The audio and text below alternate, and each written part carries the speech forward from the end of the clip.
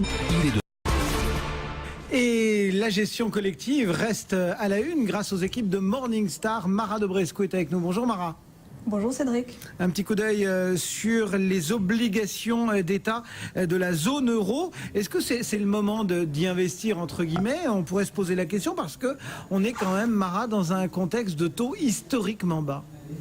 Et oui, c'est un peu paradoxal. Alors, comme vous le savez, les taux d'intérêt en zone euro ont fortement baissé en 2014 et depuis le début de l'année 2015, une baisse accélérée par les annonces de quantitative easing de la Banque centrale européenne. Aujourd'hui, si l'on regarde par exemple la courbe des taux allemandes, on va constater un taux d'intérêt négatif jusqu'à un horizon de maturité de 5 ans.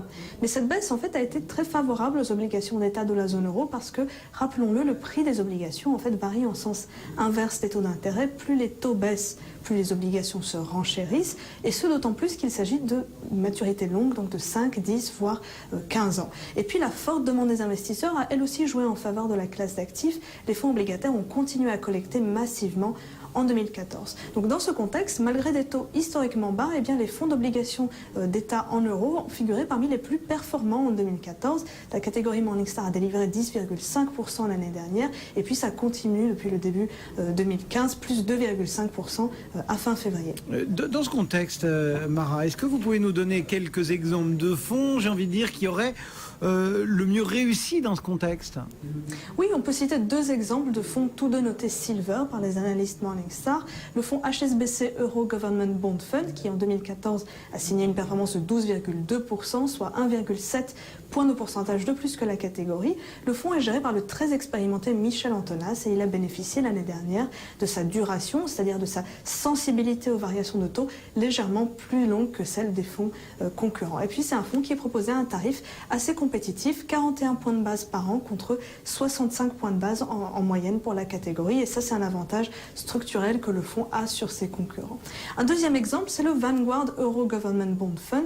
Lui aussi, une très bonne performance en 2014, excusez-moi, 12%, ce qui lui a permis de battre 60% de ses concurrents. Dans ce cas, c'est un fonds indiciel qui cherche à répliquer au plus près la performance de l'indice Barclays Euro Government. Le fonds va garder à tout moment une répartition géographique et une répartition par maturité identique à celle de l'indice. Et là aussi, les frais sont bon marché, 25 points de base par an. Un avantage qui a permis au fonds de dévancer ses pairs chaque année depuis son lancement en 2001. Vous le faites, Mara, comme régulièrement d'ailleurs pour les fonds que vous nous proposez à l'antenne. Vous accordez une attention toute particulière à la question des frais. Oui. Est-ce qu'on peut aller regarder peut-être du côté des ETF? Est-ce qu'il y en a quelques-uns? Ils sont traditionnellement moins chargés en frais, ces ETF. Est-ce qu'il y en a quelques-uns qui permettent de jouer cette thématique? Oui, exactement. Alors ce type de gestion n'était qu'à l'état embryonnaire, on peut dire, il y a quelques années, mais depuis lors, il y a plusieurs ETF d'obligations souveraines en euros qui ont accumulé un track record suffisamment long pour être significatif, plus de 5 ans. Et puis, les résultats sont sans appel. La plupart de ces ETF ont battu leur pair actif sur une base ajustée des risques, à la fois en 2014 et sur plus longue période. On peut citer deux exemples, le Spider Barclays Euro Government Bond ETF ou le Amundi ETF Government Bond Euro MTS Broad. Il y a aussi d'autres exemples dans le tableau qui s'affiche à l'écran. Et donc là, on le voit, les frais sont en moyenne de 10 à 20 points de base par an contre, rappelons-le, 65 points de base pour les fonds actifs. Donc un vrai avantage pour ces ETF.